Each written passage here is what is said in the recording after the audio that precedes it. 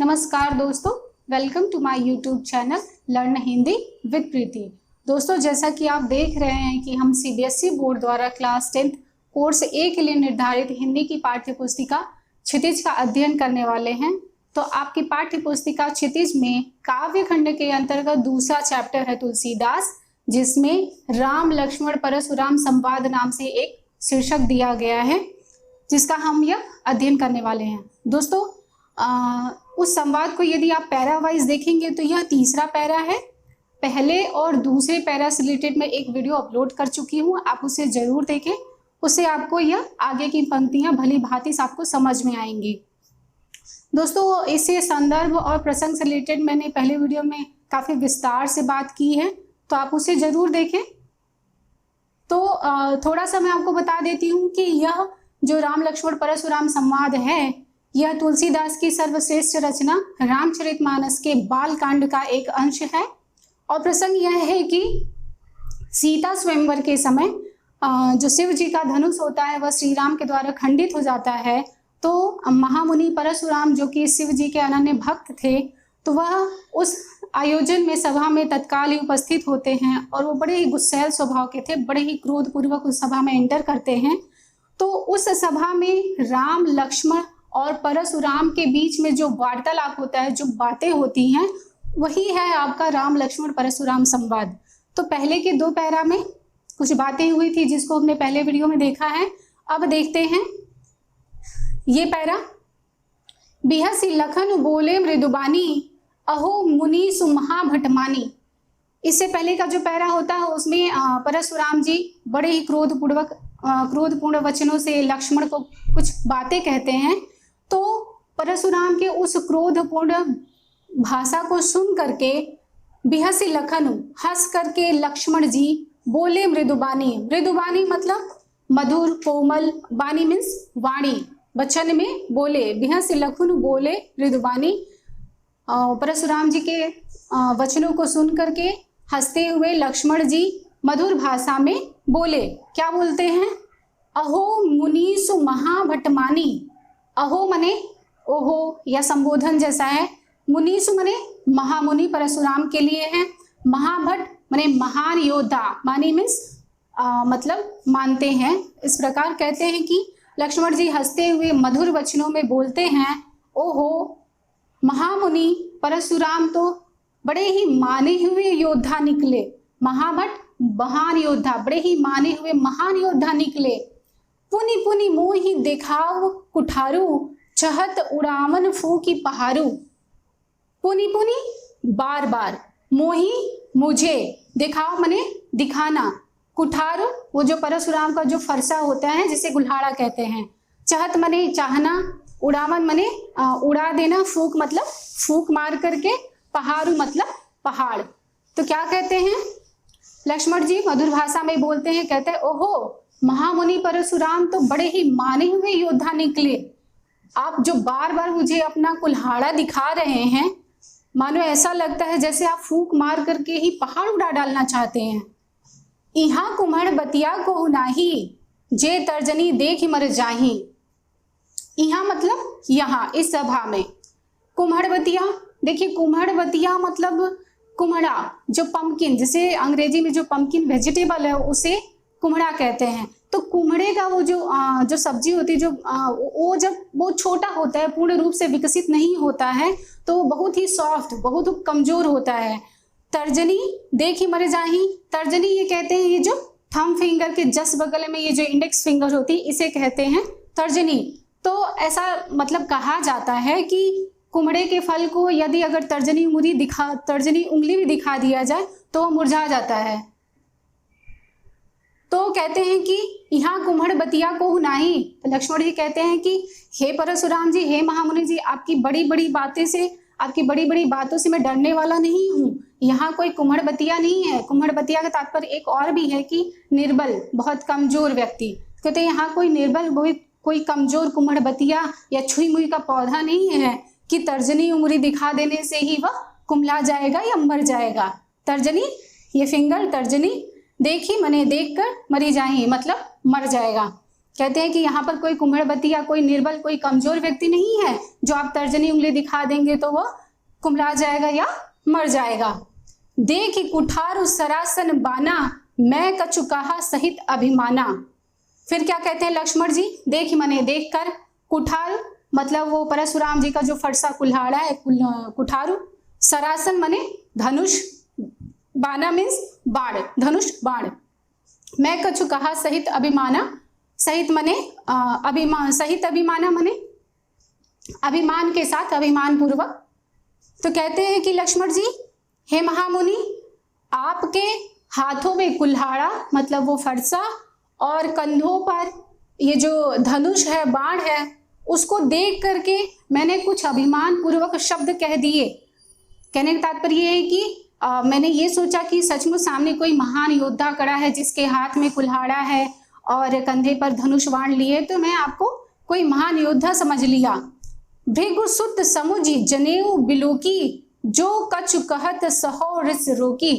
कहते हैं किंतु जब मुझे पता चला कि आप भृगु मुनि के सुत हैं, भृगु सुत, भृगु मुनि ऋषि भृगु के पुत्र हैं, समुझी मने जानकर, जनेऊ मने यज्ञोपवीत जिसे ब्राह्मण धारण करते हैं, यज्ञोपवीत जिसे जनेऊ भी कहते हैं, बिलोकी मने देखकर, जो कछु कहो मैंने जो कुछ भी अभिमान पूर्वक कहा, जो कछु कहो मने जो कुछ भी आपने कहा, सहो मने मैंने उसे सह लिया, सहन कर लिया, ऋष रोकी मने अपने क्रोध को, ऋष मने क्रोध, रोकी मने रोक करके। तो कहते हैं कि यहाँ पर कोई कुम्हड़बतिया नहीं है जिसे आप तर्जनी मतलब कोई निर्बल या कमजोर व्यक्ति नहीं है जो आपकी तर्जनी उंगली दिखा देने से कोई यहाँ पर मुरझा जाएगा या मर जाएगा।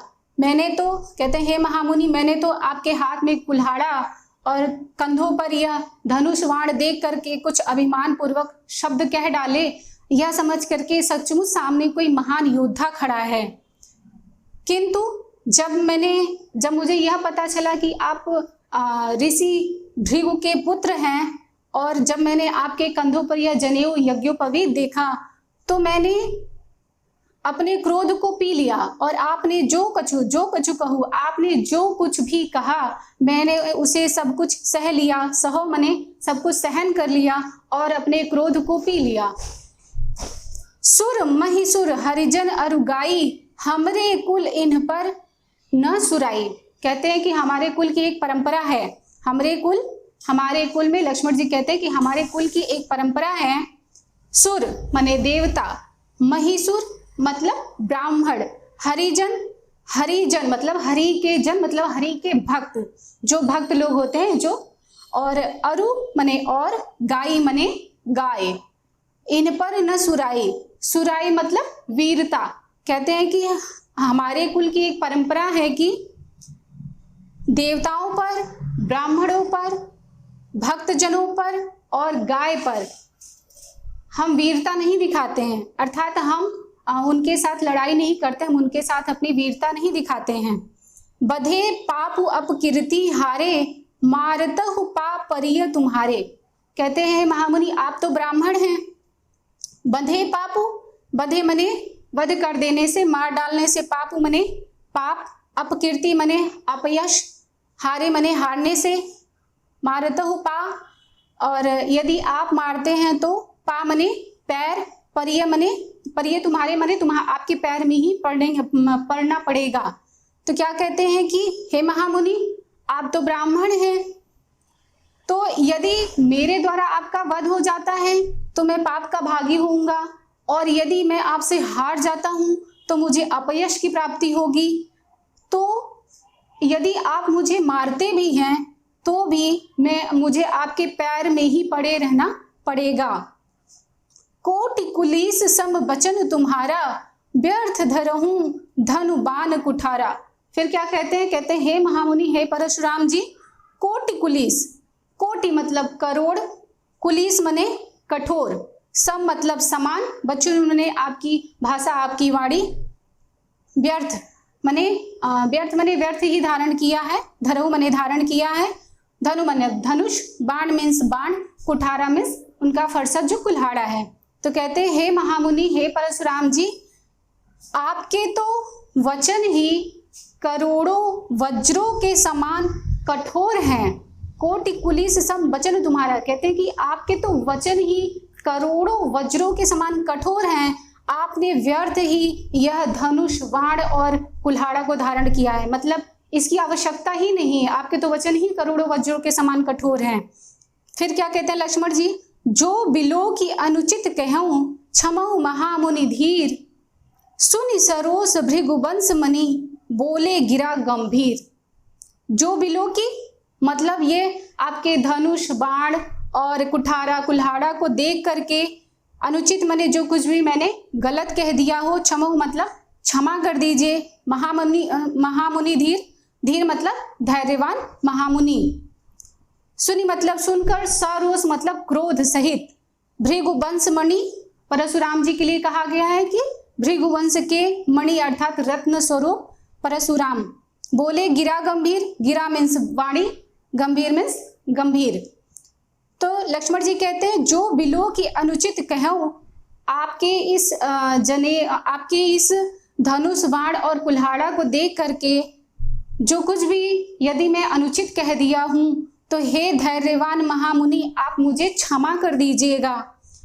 अब लक्ष्मण के इस व्यंग्यपूर्ण वचनों को सुन करके भृगुवंश के मणि स्वरूप रत्न स्वरूप परशुराम जी सरोष क्रोध सहित गंभीर वाणी में, गिरा मीन्स वाणी, गंभीर वाणी में बोले। लक्ष्मण जी कहते हैं कि आपके धनुष बाण और कुल्हाड़ा को देख करके यदि जो कुछ भी मैं अनुचित कह दिया हूं तो हे धैर्यवान महामुनि आप मुझे क्षमा कर दीजिएगा। तो लक्ष्मण के व्यंग्यपूर्ण वचनों को सुन करके भृगुवंश के मणि स्वरूप परशुराम जी क्रोध सहित गंभीर वाणी में बोले। अब अगली पंक्तियों में हम देखते हैं कि परशुराम जी लक्ष्मण से क्या बोलते हैं। कौशिक सुनहु मंद यही बालकू, कुटिल काल बस निज कुल घालकू। अब देखिए लक्ष्मण जी के व्यंग्यपूर्ण वचन को सुन करके महामुनि परशुराम बड़े ही क्रोधित होकर के गंभीर वाणी में बोले। क्या बोलते हैं, कौशिक सुनहु मंद यही बालकू, कुटिल काल बस निज कुल घालकू, भानु वंश राकेश कलंकु, निपट निरंकुश अबुधु असंकु। क्या कहते हैं परशुराम जी, क्या कहते हैं, कौशिक ये मुनि विश्वामित्र के लिए संबोधन है, क्योंकि राम और लक्ष्मण मुनि विश्वामित्र के साथ उस आयोजन में उपस्थित होते हैं। तो अब परशुराम कौशिक को संबोधित करते हुए कहते हैं, कौशिक सुनहु मतलब सुनिए, हे विश्वामित्र सुनिए, मंद ये बालकू, मंद मने बुद्धिमान नहीं होता है जिसे मंद बुद्धि कहते हैं। येहू बालकू मतलब यह बालक मतलब लक्ष्मण के लिए है। कुटिल मतलब टेढ़ा है, काल बस मने काल के वशीभूत, निज कुल घालकू, निज मने अपने स्वयं के कुल मतलब कुल, घालकू मतलब घातक। तो कहते हैं हे विश्वामित्र सुनो, कौशिक सुनो, कहते हैं हे विश्वामित्र सुनो, यह बालक लक्ष्मण के लिए कि अर्थात यह लक्ष्मण, यह बालक बड़ा ही मंद और कुटिल है और यह काल के वशीभूत हो करके के काल के वश में होने के कारण अपने कुल का घातक बन रहा है। भानु वंश राकेश कलंकु, भानु मतलब सूर्य, वंश मने वंश, राम और लक्ष्मण का जो वंश है वो सूर्यवंशी राजा थे, तो उनके वंश को बोला जा रहा है कि सूर्यवंश, राकेश मने चंद्रमा, कलंकु मतलब कलंक अर्थात धब्बा, निपट निरंकुश अबुध अशंकु, निरंकुश मतलब उदंड जिस पर कोई अंकुश न हो, उदंड, अबुध मतलब मंदबुद्धि बुद्धिहीन, असंकु मतलब निडर। क्या कहते हैं, अब मुनि जो परशुराम है वो विश्वामित्र को संबोधित करते हुए लक्ष्मण के विषय में कहते हैं। देखिए कहते हैं हे विश्वामित्र सुनिए, यह बालक अर्थात लक्ष्मण, यह बालक बड़ा ही मंद और कुटिल है, बुद्धिहीन और कुटिल है, और यह काल के वशीभूत होने के कारण अपने कुल का घातक बन रहा है। भानुवंश यह सूर्यवंशी चंद्रमा का कलंक है, यह सूर्यवंशी चंद्रमा का कलंक अर्थात धब्बा है। यह तो पूरी तरह से उदंड, अबुद्ध बने बुद्धिहीन और निडर है। कहते हैं यह लक्ष्मण तो पूरी तरह से निरंकुश है, उदंड है, बुद्धिहीन है और निडर है। काल कवलु होई है छन माही, कहो पुकारी खोरी मोहि नाही। फिर क्या कहते हैं? काल कवलु मतलब काल का ग्रास बन जाएगा, होई है माने हो जाएगा, छन माही मतलब क्षण भर में, कहो पुकारी मतलब मैं बोलता हूँ, कहता हूँ, पुकार करके बोलता हूँ, खोरी मतलब दोष, मोहि नाही मेरा नहीं। तो कहते हैं कि फिर कहते हैं विश्वामित्र यह क्षण माही, क्षण भर में ही काल का ग्रास हो जाएगा, अर्थात मैं क्षण भर में ही इसका वध कर डालूंगा। कहो पुकारी खोरी मोहि नाही, कहते हैं मैं पुकार करके कह देता हूँ, मैं कह देता हूँ, खोरी मोहि नाही फिर मेरा कोई दोष नहीं होगा। तुम हट कहू जो चाहो उबारा, कही प्रताप बल रोसु हमारा।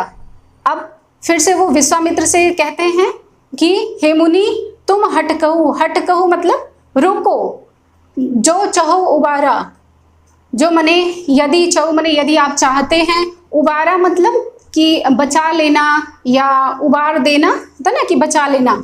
कही प्रताप मने प्रताप, बलु मतलब बल, रोष मतलब क्रोध, हमारा मने मेरा। तो कहते हैं कि हे विश्वामित्र, परशुराम जी कहते हैं हे विश्वामित्र यदि तुम जो चाहो उबारा, यदि तुम इसका मतलब लक्ष्मण का, यदि तुम इसका जान बचाना चाहते हो, इसका उद्धार करना चाहते हो, तो मेरा प्रताप बल और क्रोध इसको बतला करके तुम रोक लो। तुम हट कहो, तुम इसे रोको, मेरा प्रताप बल और क्रोध बतला करके तुम इसे रोको। यदि तुम इसका उद्धार करना चाहते हो, यदि इसे बचाना चाहते हो, तो मेरा प्रताप, मेरा बल और मेरा क्रोध बतला करके इसको रोको। लखन कहो मुनि सुजसु तुम्हारा। अब लक्ष्मण तो चुप रहने वाले हैं नहीं, तो लक्ष्मण कहते हैं, लक्ष्मण कहो मुनि सुजसु तुम्हारा।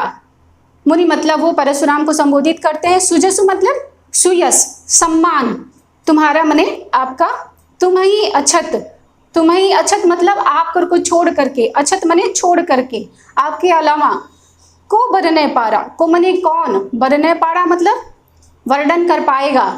तो अब लक्ष्मण फिर पुनः बोलते हैं, लक्ष्मण कहते हैं हे मुनि सुजस तुम्हारा, आपका सुयस, आपका सम्मान, आपको छोड़ करके और कौन दूसरा वर्णन कर पाएगा, अर्थात आपके अलावा आपका सुयस, आपका सम्मान और कोई वर्णन नहीं कर पाएगा।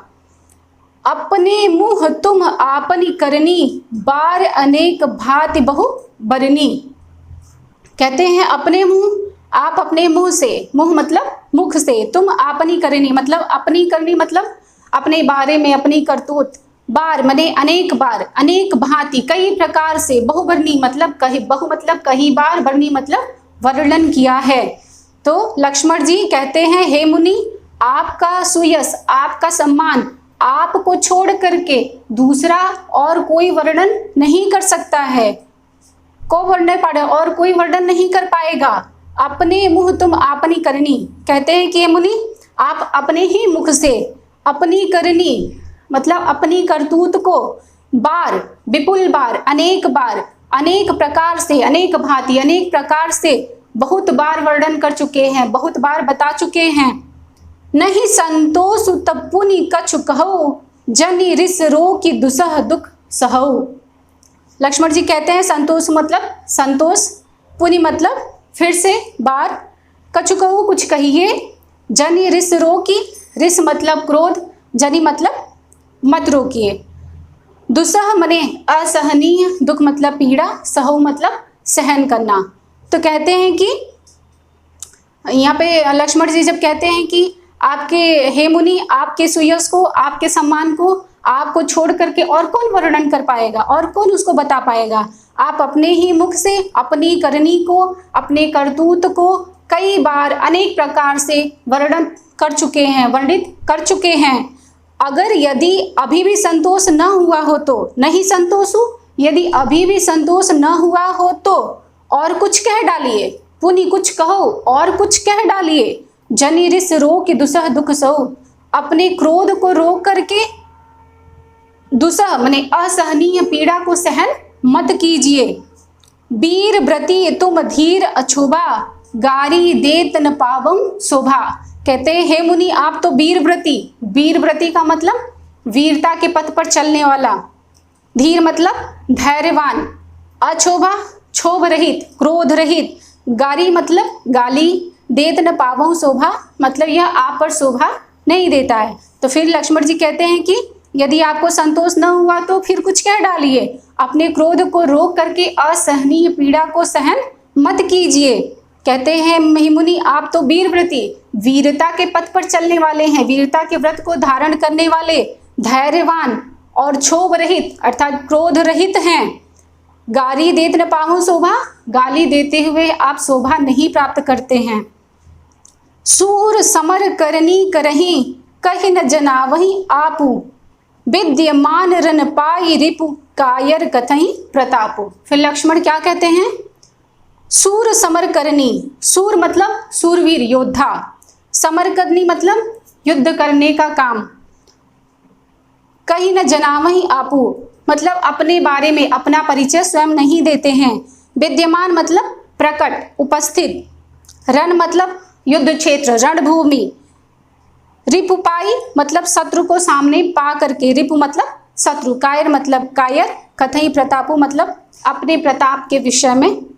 तो क्या कहते हैं कि सूर समर करनी करही, कहते हैं सूरवीर तो समर करनी युद्ध में सूरवीरता का कार्य करते हैं। सूर समर करनी कहते हैं सूरवीर तो युद्ध में सूरवीरता का कार्य करते हैं। कहीं न जनावही आपू कहते हैं कि वह स्वयं अपने बारे में अपने मुख से दूसरों को बताते नहीं है, दूसरों को जनाते नहीं है, अर्थात स्वयं अपनी प्रशंसा नहीं करते हैं।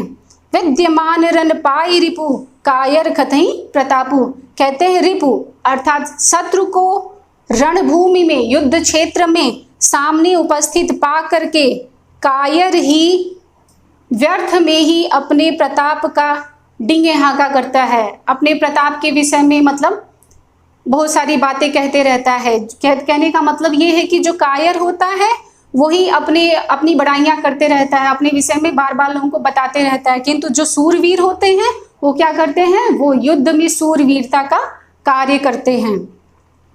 तो ये हो गए आपके इन पंक्तियों के भावार्थ।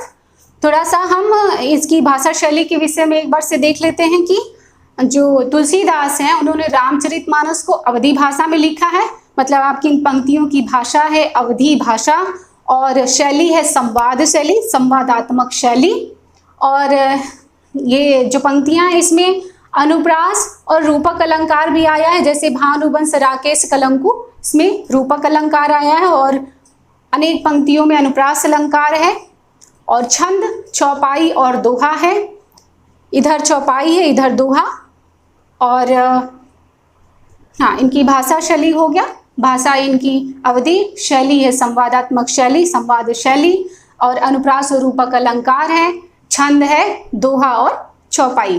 तो आज की वीडियो में यहीं पे समाप्त करती हूँ। यदि आप लोग को वीडियो अच्छी लगी हो तो प्लीज़ मेरे वीडियो को लाइक कीजिएगा, शेयर कीजिएगा, मेरे चैनल को सब्सक्राइब कीजिए और सब्सक्राइब करने के बाद बेल आइकन आता है, बेल आइकन को ज़रूर दबाएं, इससे आपको मेरे नए वीडियोस की नोटिफिकेशन मिलती रहेगी। इसके शेष बचे हुए अंश को हम नेक्स्ट वीडियो में देखेंगे। तब तक के लिए बाय बाय दोस्तों।